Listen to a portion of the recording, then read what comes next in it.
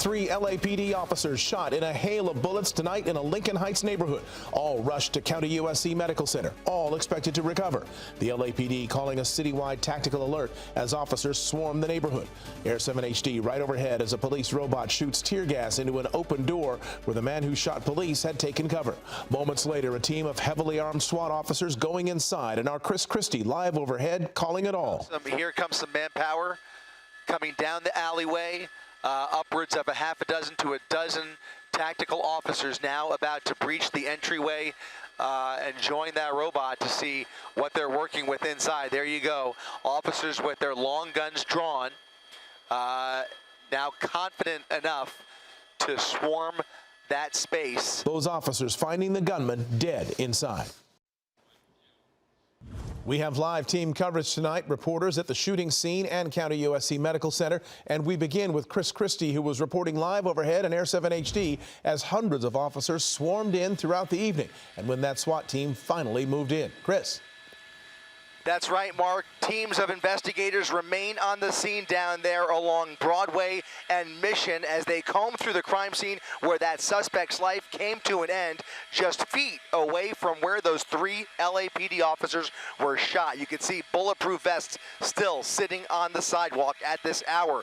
Again, all of this happening as the LAPD went on tactical alert shortly after 6:30 this evening, and just about every Hollenbeck unit responded to Mission and Broadway in light of those reports. After an hour-long search, SWAT teams moved in with robots and tactical equipment, Bearcats roaming these alleyways and combing through this neighborhood looking for that suspect, finally isolating him on the first floor of a 2-story home here right along Duke and Prince Street in an underground storage space. It appears you can see the robots making their way in there, deploying flash grenades, and then just moments later, a team of SWAT officers entering that space, fully armored, to discover that suspect deceased under that building. Again, a dramatic and stressful night for the LAPD. Mark, back to you.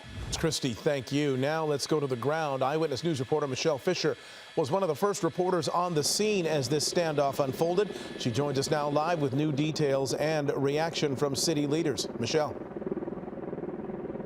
Well, Mark, this all unfolded for more than 5 hours right in the middle of rush hour as people who live in this community were trying to make their way home from work. But it will likely still impact the community for many more hours tonight as LAPD continues what is likely to be a lengthy investigation. This was the scene in Lincoln Heights tonight as an hours-long police standoff shut down portions of the community. It was the aftermath of a violent encounter between police and a parolee at large who opened fire, wounding 3 LAPD K-9 officers. The violence happening after they attempted to take him into custody this afternoon around 4. It was determined that the K-9 officers would deploy a chemical agent in an effort to try to get the suspect to come outside peacefully. And unfortunately, that suspect responded to that chemical agent by opening the shed and opening fire on the officers. The officers then returned fire, and as a result of that, 3 officers from the Metropolitan K-9 unit were struck. This video from the Citizen app showing the large response as units first arrived in the area of Prince Street and North Broadway. A containment was set up. Additional resources were brought in, officers from Metropolitan Division SWAT, as well as a response from numerous officers throughout the area. Hours later, Air 7 HD overhead as the situation unfolded. The suspect barricading himself inside this shed. LAPD was on a citywide tactical alert as an armored truck and SWAT members with shields moved through the blocked streets. Police using loudspeakers to instruct residents on Broadway to stay inside and lock their doors. Officers confirming tonight the suspect was dead. Unclear if he died from a self-inflicted gunshot or was fatally wounded by officers. Movement of the rope. And in the latest update from police, that press conference, what we didn't learn was much about the parolee who set this all off. That information likely forthcoming again as police continue their investigation. What we do know that is that right now there's a modified tactical alert in effect. So again, parts of Lincoln Heights still being impacted tonight as police continue this investigation. We're live in Lincoln Heights. I'm Michelle Fisher, ABC 7 Eyewitness News. Okay, Michelle, thank you. All three of those officers now at County USC Hospital in Boyle Heights. They are listed in stable condition. Eyewitness News reporter Jory Rand continues our live team coverage. He joins us from the hospital where Mayor Karen Bass spoke just a short time ago. Jory. Yeah, Mark, it is a miracle we're not talking about the death of another law enforcement officer in our area. The LAPD not giving the exact details of the injuries of those three officers, but we are hearing more than one of them may have suffered multiple gunshot wounds. But again, all three expected to survive. Tonight, three of LA's finest are in the hospital after being shot in the line of duty. All three men are senior officers, members of the LAPD's elite Metropolitan Division, all three at County USC Medical Center in stable condition. Tonight is a reminder that the danger is very real. I'm relieved and grateful that these three brave officers are in stable condition. All three of them are speaking, and all of them have their families here as well.